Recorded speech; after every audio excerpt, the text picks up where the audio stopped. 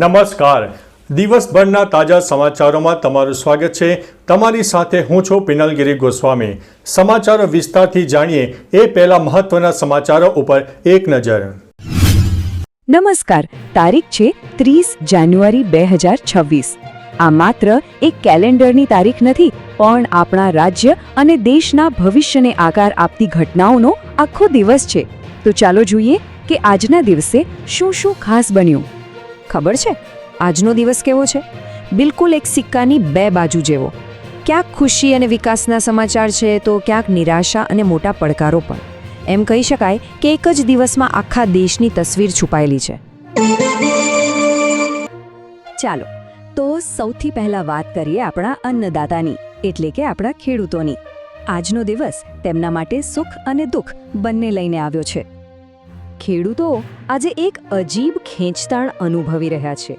જુઓ, એક તરફ સરકાર ઘઉંના ટેકાના ભાવ અને પીએમ કિસાન યોજનાથી રાહત આપી રહી છે, પણ બીજી બાજુ ડીસાના બટાટા પકવતા ખેડૂતોને જુઓ, બજારમાં ભાવ એવા ગગડ્યા છે કે એ લોકો ચિંતામાં છે.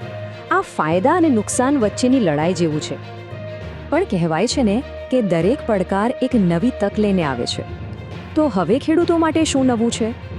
હવે ખેડૂતો નાની જમીનને પણ બિનખેતી કરી શકશે અને ડ્રોન ટેકનોલોજી અપનાવવા માટે સરકાર 50% સુધીની સબસિડી પણ આપી રહી છે.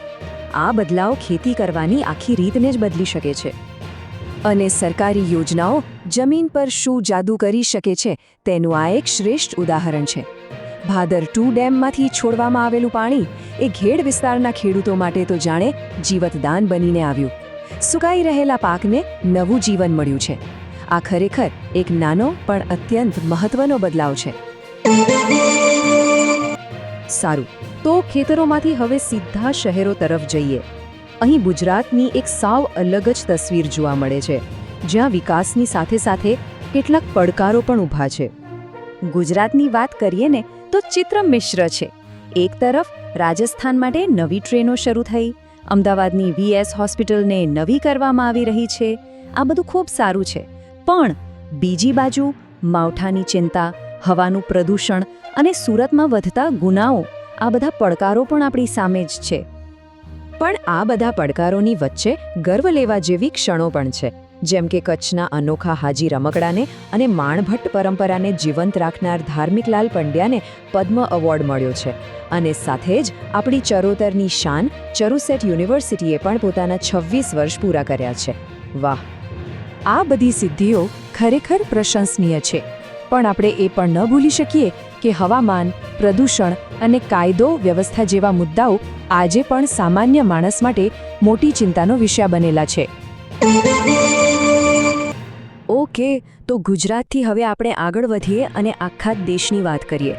આજે રાષ્ટ્રીય રાજકારણમાં એક મોટો ભૂકંપ આવ્યો છે, પણ સાથે જ દેશની ધરોહર અને પરંપરાઓ પણ જીવંત રહી છે. આજના દિવસના સૌથી મોટા અને દુઃખદ સમાચાર મહારાષ્ટ્રથી આવી રહ્યા છે. એક વિમાન દુર્ઘટનામાં દિગ્ગજ નેતા અજીત પવારનું નિધન થયું છે. આ ઘટનાએ દેશના રાજકારણમાં ખરેખર એક મોટો ખાલીપો સર્જ્યો છે. અને આ દુર્ઘટનાની રાજકીય અસર તો તરત જ દેખાવા લાગી છે. અજીત પવારના નિધન બાદ હવે એવું મનાય છે કે તેમના સ્થાને સુનેત્રા પવાર નવા નાયબ મુખ્યમંત્રી બની શકે છે. આનાથી મહારાષ્ટ્રના રાજકારણના આખા સમીકરણો જ બદલાઈ શકે છે. આ રાજકીય ઉથલપાથલની વચ્ચે પણ દેશે પોતાના ઇતિહાસ અને પરંપરાને યાદ કર્યા. આજે એક તરફ ગાંધીજીને શ્રદ્ધાંજલિ આપવામાં આવી, તો બીજી તરફ દિલ્હીમાં પ્રજાસત્તાક પર્વનું ભવ્ય સમાપન થયું. રાજકારણની વાત તો થઈ, હવે જરા અર્થતંત્ર પર નજર કરીએ. અને અહીંથી સારા સમાચાર છે. આવતા વર્ષે દેશનો આર્થિક વિકાસ દર એટલે કે GDP 7.2% રહેવાનો અંદાજ છે. સીધી વાત એ છે કે દેશની અર્થવ્યવસ્થા મજબૂત ગતિએ આગળ વધી રહી છે. હવે એવા સમાચારો પર આવીએ જેની સીધી અસર આપણા જેવા સામાન્ય માણસના ખિસ્સા પર પડતી હોય છે. એક ખૂબ જ રસપ્રદ ટ્રેન્ડ જોવા મળી રહ્યો છે. વિદેશી કંપનીઓનું જે રોકાણ છે, જેને આપણે FDI કહીએ છીએ, તે હવે ચીનમાંથી ઘટી રહ્યું છે અને ભારતમાં વધી રહ્યું છે. આનો સીધો મતલબ એ છે કે દુનિયા હવે ભારતને રોકાણ માટે એક વધુ સારી અને સુરક્ષિત જગ્યા માની રહી છે. સોનાના ખરીદદારો માટે આજે સારા સમાચાર છે. ભાવમાં 10 ગ્રામ દીઠ 300 રૂપિયાનો ઘટાડો થયો છે. બચત કરનારાઓ માટે આ એક નાની પણ સારી રાહત કહી શકાય. એક સવાલ જે લગભગ દરેકના મનમાં હોય છે, દુનિયામાં ક્રૂડ ઓઇલ સસ્તું થઈ રહ્યું છે, તો પછી આપણા દેશમાં પેટ્રોલ ડીઝલના ભાવ કેમ ઘટતા નથી? ભાવ તો અત્યારે સ્થિર છે. જો કે હવે બધાની નજર 1 ફેબ્રુઆરી પર છે, કારણ કે ત્યારે ગેસના ભાવમાં કોઈ ફેરફાર થઈ શકે છે. અને ચાલો દિવસનો અંત કરીએ રમતગમતના કેટલાક જોરદાર સમાચારો સાથે. મહિલા પ્રીમિયર લીગમાં આરસીબી ફાઇનલમાં પહોંચી ગઈ છે અને અંડર 19 વર્લ્ડ કપમાં ભારતે ઝિમ્બાબ્વે પર એક ભવ્ય વિજય મેળવ્યો છે. આ જીત ખરેખર આખા દેશ માટે ગૌરવની વાત છે.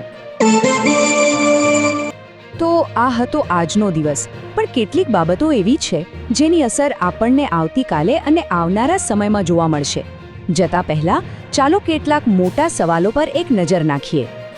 જો આવનારા દિવસોમાં દેશમાં નવી વસ્તી ગણતરી થવાની છે, નવા અને કડક આઈટી નિયમો આવી રહ્યા છે અને આંતરરાષ્ટ્રીય સ્તરે પણ તણાવ વધી રહ્યો છે. આ બધી બાબતોની વચ્ચે ભારતનું ભવિષ્ય કઈ દિશામાં જશે? આ એક મોટો સવાલ છે જેનો જવાબ આવનારો સમય જ આપશે. આના ઉપર વિચારવા જેવું ખરું? તો ચાલો મિત્રો, ફરીથી દેશ અને દુનિયાના તાજા સમાચાર લઈને મળતા રહીશું. ત્યાં સુધી અમને રજા આપશો. નમસ્તે.